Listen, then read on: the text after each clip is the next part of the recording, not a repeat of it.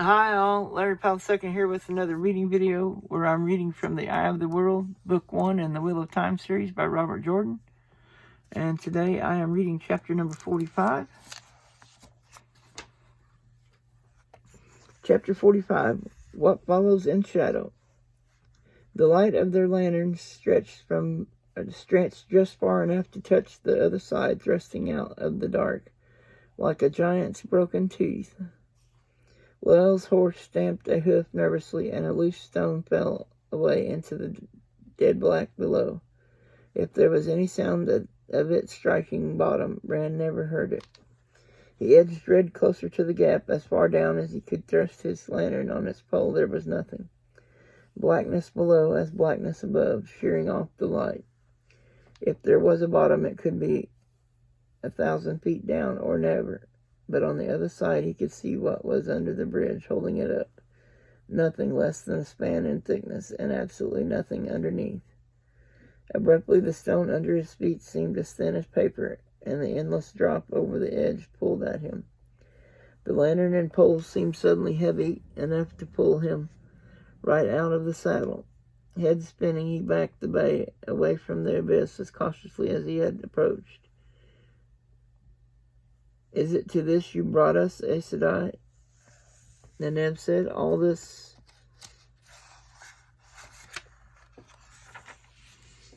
just to find out we have to go back to Camelot after all?" "We do not have to go back," Moraine said. "Not all the way to Camelot. There are many paths along the ways to any place. We need only go back far enough for Lowell to find another path that will lead to Faldara. Lowell. The Ogier pulled himself away from staring at the gap with a visible effort. "What? Oh, yes, Aes Sedai, I can find another path." His eyes drifted back to the chasm and his ears twitched. "I had not dreamed the decay had gone so far. If the bridges themselves are breaking, it may be that I cannot find the path you want. It may be that I cannot find a path back either. The bridges could be falling behind us even now. There has to be a way," Perrin said, his voice flat. His eyes seemed to gather the light to glow golden. "A wolf at bay," Rand thought, startled. "That's what he looks like." "It will be as the wheel weaves," Moraine said, "but I do not believe the decay is as fast as you fear. Look at the stone, Lowell. Even I can tell that this is an old break."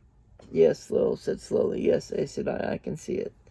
There is no rain or wind here, but that stone has been in the air for 10 years at least." He nodded with a relieved grin, so happy with the discovery that for a moment he seemed to forget his fear. Then he looked around and shrugged uncomfortably. "I could find other paths more easily than Mafaldaran, Tarvalon, for instance, or Stedding Shangtai.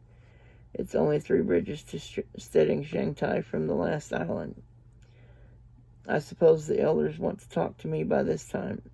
"Faldara," Lowell, Moraine said firmly. "The eye of the world lies beyond Faldara, and we must reach the eye." "Faldara," the Ogier agreed reluctantly.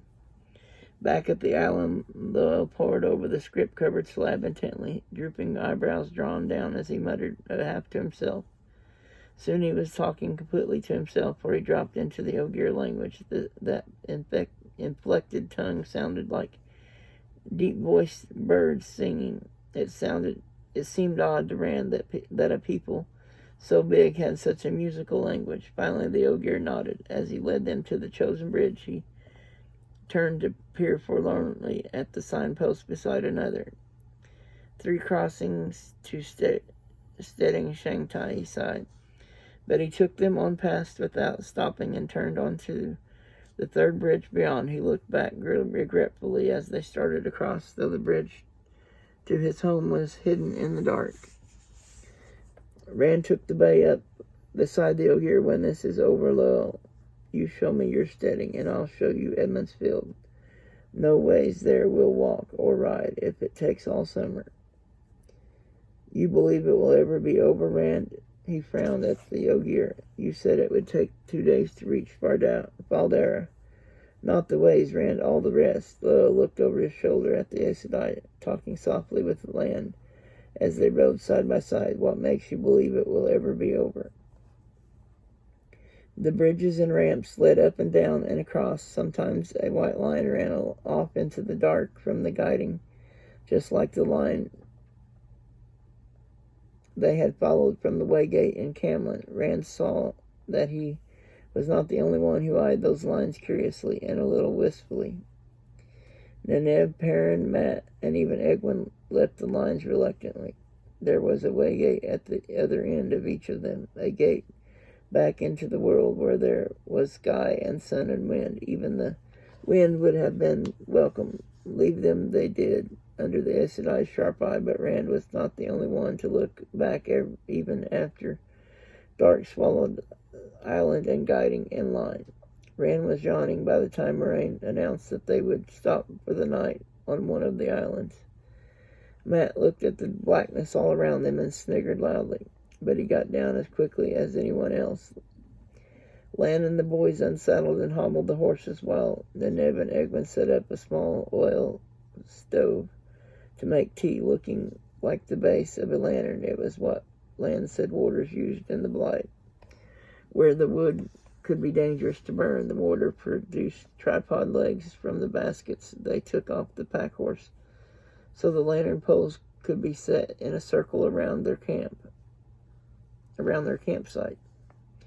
Loyal examined the guiding for a moment, then dropped down cross-legged and rubbed a hand across the dusty pockmarked stone. Once things grew on the island, he said sadly. All the books tell of it. There was green grass to sleep on, soft as any feather bed. Fruit trees to spice the food you brought, with an apple or a pear or bell fruit, sweet and crisp and juicy. Whatever the time of year outside, nothing to hunt, Perrin growled, then looked surprised that he had spoken. Egwin handed Lil a cup of tea. He held it without drinking, staring at it as if he could find the fruit trees in its depths. Aren't you going to set wards? The Nev asked Moraine. Surely there must be worse than rats in this. Even if I haven't seen anything, I can still feel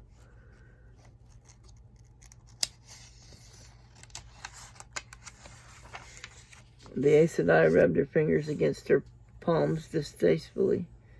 You feel the taint, the corruption of the power that made the ways. I will not use the one power in the ways unless I must. The taint is so strong that whatever I tried to do would surely be corrupted. That made everyone as silent as Lowell. Lan settled down to his meal methodically, as if he were stoking a fire, the food less important than fueling his body. Moraine ate well too, and as tidily as if they were not squatting on bare stone, quite literally in the middle of nowhere. But Rand only picked at his food. The tiny flame of the oil stove gave just enough heat to boil water, but he crouched toward it as if he could soak up warmth.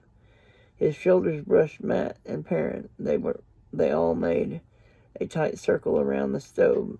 Mat held his bread and meat and cheese forgotten in his hands, and Perrin set his tin plate down after only a few bites. The mood became more and more glum, and everyone looked down, avoiding the dark around them. Moraine studied them as she ate. Finally, she put her plate aside and patted her lips with a napkin. I can tell you one cheerful thing. I do not think Thome Marilyn is dead. Rand looked at her sharply, but the fade. Mat told me what happened in Whitebridge, the Aes Sedai said. People there mentioned the Gleeman, but they said nothing of him dying.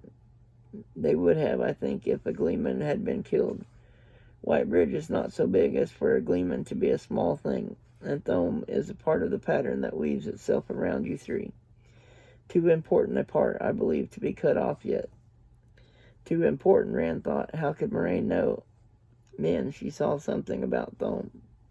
She saw a great deal, Moraine said wryly, about all of you. I wish I could understand half of what she saw, but even she does not. Old barriers fail, but whether what men does is old or new, she sees true. Your fates are bound together, Thome Marilyn's too. And Nev gave a dismissive sniff and poured herself another cup of tea.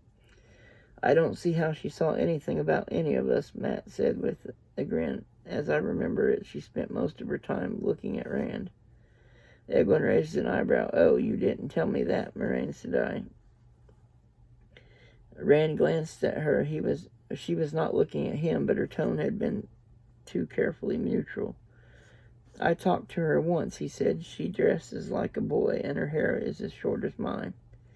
You talked to her once, Egwin nodded slowly, still not looking at him. She raised her cup to her lips. Min was just somebody who worked at the inn in Berlin, Perrin said, not like Aram. Egwin choked on her tea. Too hot. She muttered. Who's Aram? Rand asked. Perrin smiled, much like Matt's smile in the old days when he was up to mischief, and hid behind his cup. One of the traveling people, Egwin said casually, but red spots bloomed in her cheeks.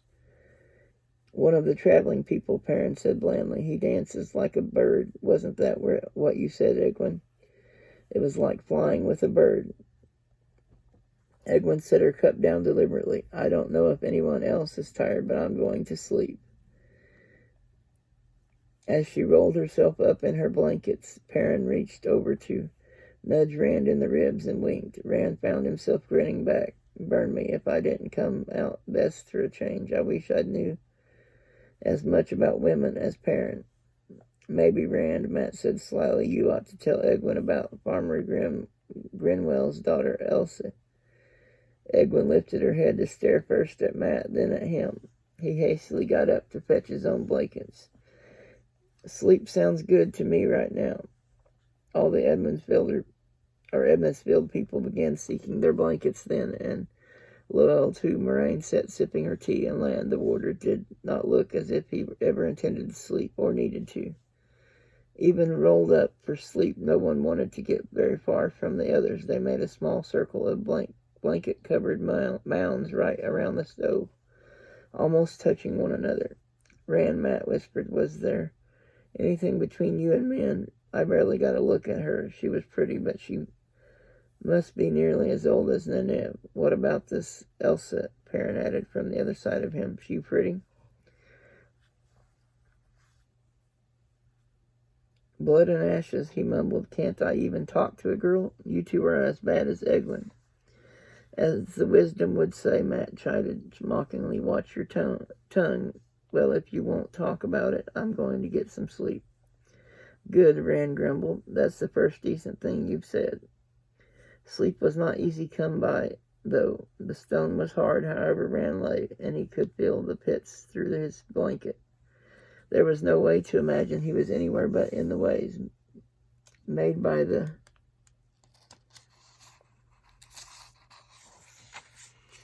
men who had broken the world, tainted by the Dark One. He kept picturing the broken bridge and the nothing under it. When he turned one way, he found Matt looking through him, really. Mocking was forgotten when the dark around them was remembered. He rolled the other way, and Perrin had his eyes open too. Perrin's face was less afraid than Matt's, but he had his hands on his chest, tapping his thumbs together worriedly. Moraine made a circuit of them, kneeling by each person's head and bending down to speak softly.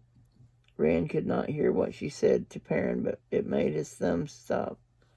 When she bent over Rand, her face almost touching his, she said in a low, comforting voice, even here your destiny protects you. Not even the Dark One can change the pattern completely. You are safe from him so long as I am close. Your dreams are safe for a time, yet they are safe. As she passed from him to Matt, he wondered if she thought it was that simple, that she could tell him he was safe and he would believe it. But somehow he did feel safe, safer at least. Thinking that, he drifted into sleep and did not dream. Land woke them. Rand wondered if the warder had slept. He did not look tired, not even as tired as those who had laid some hours on the hard stone. Moraine allowed enough time to make tea, but only 1 cup apiece. They ate breakfast in the saddle, Lowell and the warder leading. It was the same meal as the others, bread and meat and cheese. Rand thought it would be easy to get tired of bread and meat and cheese. Not long after the last crumb was licked off a finger, Land said quietly, someone is following us, or something. They were in the middle of a bridge, both ends of it hidden. Matt jerked an arrow from his quiver, and before anyone could stop him, loosed it in the dark behind them. I knew I shouldn't have done this, Lowell muttered. Never deal with an Aes Sedai except in a steading. Lan pushed the bow down before Matt could knock another. Stop that, you village idiot. There's no way to tell who it is. That's the only place they're safe, the Ogier went on. What else would be in a place like this besides something evil, Matt demanded. That's what the elders say, and I should have listened to them. We are, for one, the warder said dryly. Maybe it's another traveler, Egwin said hopefully. An Ogier, perhaps. Ogier had more sense than to use the ways, Lowell growled. All but Lowell, who has no sense at all. Elder Hammond always said it, and it's true. What do you feel, Lan? Moraine asked. Is it something that serves the Dark One? The warder shook his head slowly. I don't know, he said, as if that surprised him. I cannot tell. Perhaps it's the ways and the taint. It all feels wrong, but whoever it is, or whatever, he's not trying to catch us. He almost caught up at the last island and scampered back across the bridge so as not to. If I fall behind, I might surprise him, though, and see who or what he is. If you fall behind, warder, Lowell said firmly, you'll spend the rest of your life in the ways, even if you can read Ogier. I have never heard or read of a human who could find his path off the first island lacking an Ogier guide. Can you read Ogier? Lan shook his head again, and Moraine said, so long as he does not trouble us, we will not trouble him. We have no time, no time. As they rode off the bridge onto the next island, Lowell said, if I remember the last guiding correctly, there is a path from here that leads toward Tarvalon, half a day's journey at most. Not quite as long as it will take us to reach Mafald Dadaranel. I'm sure that he cut off as the light of their lamps reached the guiding. Near the top of the slab, deeply chiseled lines, sharp and angular, made wounds in the stone. Suddenly, Lan's alertness was no longer hidden. He remained easily erect in his saddle, but Rand had the sudden impression that the warder could feel everything around him, even feel the rest of them breathing. Lan began circling his stallion around the guiding. Spiraling outward, he rode as if he were ready to be attacked or to attack himself. This explains much, Moraine said softly, and it makes me afraid so much. I should have guessed the taint, the decay. I should have guessed. Guessed what? The Neb demanded, just as Lowell asked, what is it? Who did this? I've never seen or heard of anything like it. The Aes Sedai faced them calmly. Trollocs, she ignored their frightened gasps or fade. Those are Trolloc ruins. The Trollocs have discovered how to enter the ways. That must be how they got to the two rivers undiscovered through the wave gate at Manethran. There is at least one way gate in the Blight. She glanced toward Lan before continuing. The warder was far enough away that only the faint light of his lantern could be seen. Manethran was destroyed, but almost nothing can destroy a way gate. That is how the Fades could gather a small army around Camlin without raising an alarm in every nation between the Blight and Andor. Pausing, she touched her lips thoughtfully. But they cannot know all the paths yet, else they would have been pouring into Camlin through the gate we used. Yes, Rand shivered, walking through the way gate to find Trollocs waiting in the dark. Hundreds of them, perhaps thousands, twisted giants with half animal faces, snarling as they leaped forward in the blackness to kill, or worse. They don't use the ways easily, Lan called. His lantern was no more than 20 spans off, but the light of it was only a dim, fuzzy ball that seemed very distant to those around the guiding. Moraine led the way to him. Rand wished his stomach were empty when he saw what the warder had found. At the foot of one of the bridges, the frozen shapes of Trollocs reared, caught flailing about them with hooked axes and scythe-like swords.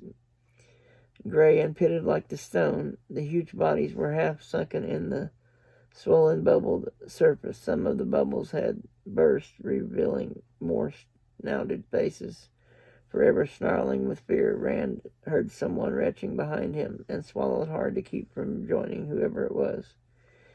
Even for Trollocs, it had been a horrible way to die. A few feet beyond the Trollocs, the bridge ended. The signpost lay shattered into 1,000 shards. Loyal got down from his horse gingerly, eyeing the Trollocs as if he thought they might come back to life. He examined the remains of the signpost hurriedly, picking out the metal script that had been inlaid in the stone, then scrambled back into his saddle. This was the first bridge of the path from here to Tarvalon, he said. Matt was scrubbing the back of his hand across his mouth with his head turned away from the Trollocs. Egwene hid her face in her hands. Rand moved his horse close to Bella and touched her shoulder. She twisted around and clutched him, shuddering. He wanted to shudder too. Her holding him was the only thing that kept him from it. As well, we are not going to Tarvalon yet, Moraine said. Neneve rounded on the Aes Sedai. How can you take it so calmly? The same could happen to us. Perhaps, Moraine said serenely, and Neneve ground her teeth so hard Rand could hear them grate. It is more likely, though, Moraine went on unruffled, that the men, the Aes Sedai who made the ways, protected them, building in traps for creatures of the Dark One. It is something they must have feared then, before the half-men and Trollocs had been driven into the Blight. In any case, we cannot tarry here, and whatever way we choose, back or ahead, is as likely to have a trap as any other. Loyal, do you know the next bridge? Yes, they did not ruin that part of the guiding, thank the light. For the first time, Loyal seemed as eager to go on as Moraine did. He had his big horse moving forward before he finished speaking. Egwene clutched to Rand's arm for two more bridges. He regretted it when she finally let go with a murmured apology and a forced laugh, and not just because it had felt good having her hold on to him that way. It was easier to be brave, he discovered, when somebody needed your protection. Moraine might not have believed a trap could be set for them, but for all the haste she spoke of, she made them travel more slowly than before, pausing before letting them onto any bridge or off one onto an island. She would step Aldea forward, feeling the air in front of her with an outstretched hand, and not even Loyal or Land was allowed to go ahead until she gave permission. Rand had to trust her judgment about traps, but he peered into the darkness around them as if he could actually see anything more than 10 feet away, and strained his ears listening. If Trollocs could use the ways, then whatever was following them could be another creature of the Dark One, or more than one. Lan had said he could not tell in the ways. But as they crossed bridge after bridge, ate a midday meal, riding, and crossed still more bridges, all he could hear were their own saddles creaking and the horses' hooves, and sometimes one of the others coughing or muttering to himself. Later there was a distant wind, too, off in the black somewhere. He could not say in which direction. At first he thought it was his imagination, but with time he became sure. It'll be good to feel the wind again, even if it's cold. Suddenly he blinked. Well, didn't you say there isn't any wind in the ways? Loyal pulled his horse up just short of the next island and cocked his head to listen. Slowly his face paled, and he licked his lips. Makinishin, he whispered hoarsely, the black wind. The light illumined, protect us. It's the black wind. How many more bridges? Moraine asked sharply. Loyal, how many more bridges? 2, I think. 2. Quickly then, she said, trotting it Aldieb onto the island. Find it quickly. Loyal talked to himself or to anyone who was listening while he read the guiding. They came out mad, screaming about Makinishin. Light help us. Even those Aes Sedai could heal. He scanned the stone hastily and galloped toward the chosen bridge with a shouted, this way. This time Moraine did not wait to check. She urged them on to a gallop. The bridge trembled beneath the horses' lanterns swinging wildly overhead. Loyal ran his eyes over the next guiding and wheeled his mount around like a racer almost before it had stopped. The sound of the wind became louder. Rand could hear it even over the pounding of hooves on stone behind them, and gusting closer. They did not bother with the last guiding. As soon as the light of the lanterns caught the white line running from it, they swung in that direction, still galloping. The island vanished behind, and there was only the pitted gray stone underfoot and the white line. Rand was breathing so hard he was no longer sure if he could hear the wind. Out of the darkness the gates appeared, vine-carved and standing alone in the black like a tiny wall in the night. Moraine leaned out of her saddle, reaching toward the carvings, and suddenly pulled back. "The Evandisora leaf is not here," she said. "The key is gone." "Light!" Matt shouted. "Bloody light!" Loyal threw back his head and gave a mournful cry, like a howl of dying. Egwene touched Rand's arm. Her lips trembled, but she only looked at him. He put his hand on top of hers, hoping he did not look more frightened than she did. He felt it. Back toward the guiding, the wind howled. He almost thought that he could hear voices in it. Voices screaming vileness that even half understood brought bile up in his throat. Moraine raised her staff, and flame lanced from the end of it. It was not the pure white flame that Rand remembered from the Emmons Field and the battle before Shadar Logoth. Sickly yellow streaked through the fire, and slow drifting flecks of black like soot. A thin, acrid smoke drifted from the flames, setting. Loyal coughing and the horses dancing nervously, but Moraine thrust it at the gates. The smoke rasped Rand's throat and burned his nose. Stone melted like butter, leaf and vine withering in the flame and vanishing. The Aes Sedai moved the fire as fast as she could, but cutting an opening big enough for everyone to get through was no quick task. To Rand it seemed as if the line of melted stone crept along its arc at a snail's pace. His cloak stirred as if caught by the edge of a breeze, and his heart froze. "I can feel it," Matt said, his voice quavering. "Light, I can bloody feel it." The flame winked out, and Moraine lowered her staff. "Done," she said, "half done." A thin line ran across the stone carving. Rand thought he could see light, dim but still light, through the crack, and despite the cutting, the two big curved wedges of stone still stood there, half an arc out of each door. The opening would be big enough for everyone to ride through, though Loyal might have to lie flat on his horse's back. Once the two wedges of stone were gone, it would be big enough. He wondered how much each weighed. 1,000 pounds more, maybe, if we all got down and pushed. "Maybe we can push one of them over before the wind gets here." A gust tugged at his cloak. He tried not to listen to what the voices cried. As Moraine stepped back, Mendar leaped forward and straight toward the gates. Lan crouched in the saddle. At the last instant, the warhorse twisted to catch the stone with his shoulder, just as he had been taught to catch other horses in battle. With a crash, the stone toppled outward, and the warder and his horse were carried by their momentum through the smoky shimmer of a waygate. The light that came through was mid-morning light, pale and thin, but it seemed to Rand as if noonday summer sun blazed in his face. On the far side of the gate, Lan and Mandar slowed to a crawl, stumbling in slow motion as the warder reined back around toward the gate. Rand did not wait. Pushing Bella's head toward the opening, he slapped the shaggy mare hard on the crop. Egwene had just enough time to throw a startled look over her shoulder at him before Bella carried her out of the ways. "All of you out," Moraine directed quickly. "Go." As she spoke, the Aes Sedai thrust her staff out at arm's length, pointed back toward the guiding. Something leaped from the end of the staff like liquid light rendered to a syrup of fire.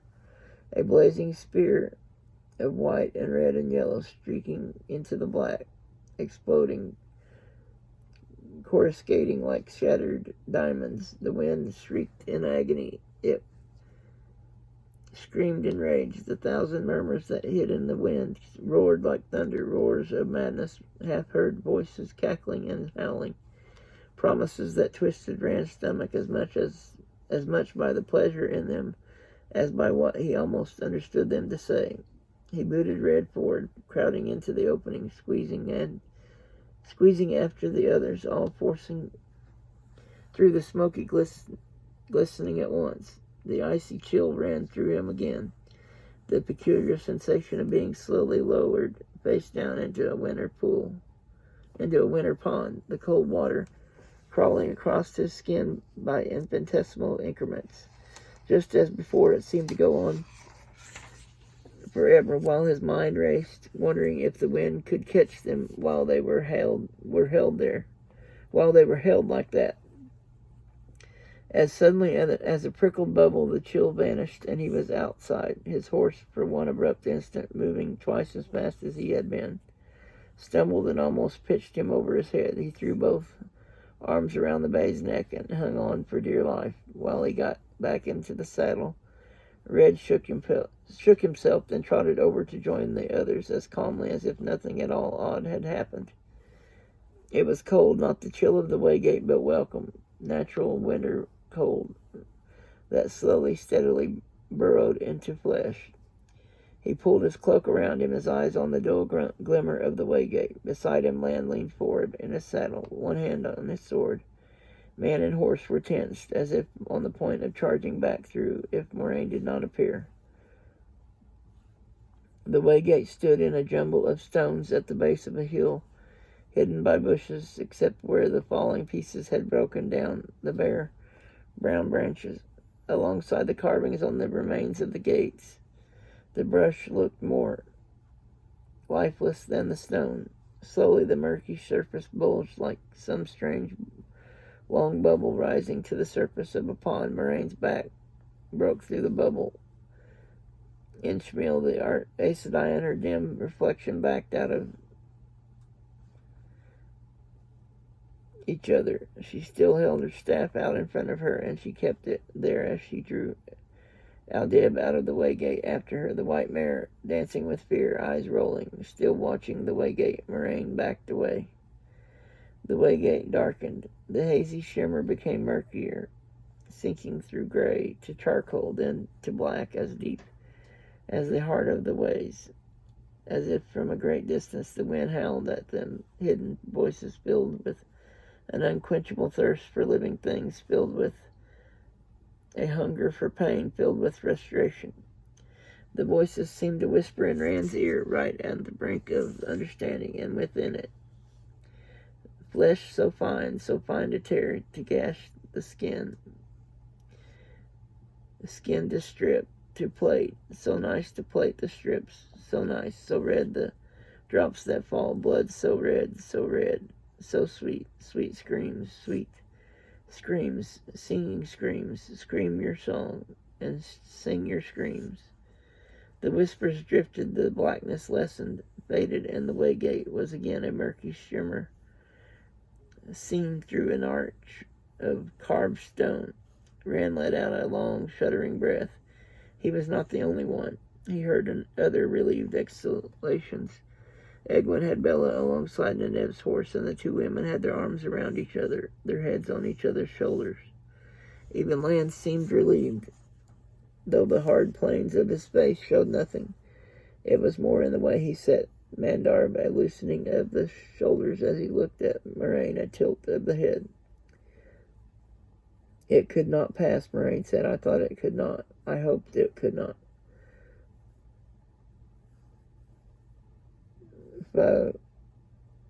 F-A-U-G-H. Fog.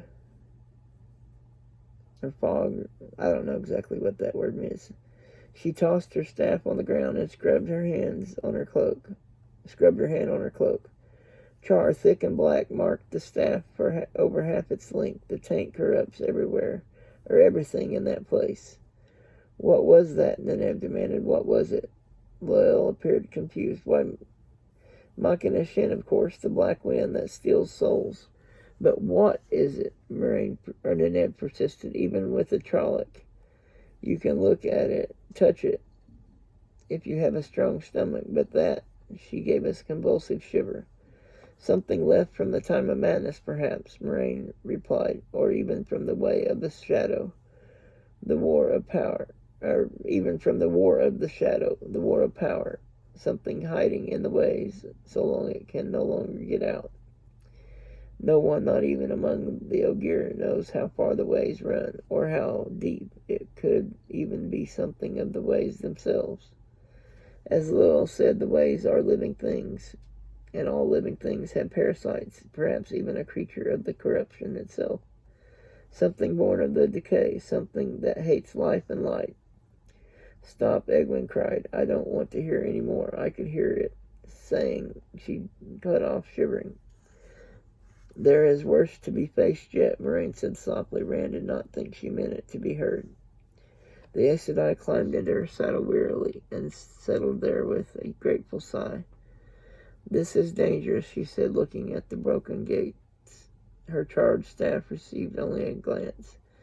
The thing cannot get out, but anyone could wander in. Agomar must send men to wall it up once we reach Valdara. She pointed to the north, to towers in the misty distance above the barren treetops. And there is a map. Shows the area that they are currently in, I think. Yeah, there's Valdara right there. Alright. Anyway, so that is the end of chapter 45. And I'll be reading chapter 46 in my next video. And if you haven't already, I highly recommend that you watch the Wheel of Time series on Amazon Prime. And I want to thank everyone for watching. Please like and subscribe if you haven't already. And I will put my contact information in the description down below in case anyone wants to contact me or send me something. And as always, everyone have a wonderful day and be safe. Bye-bye.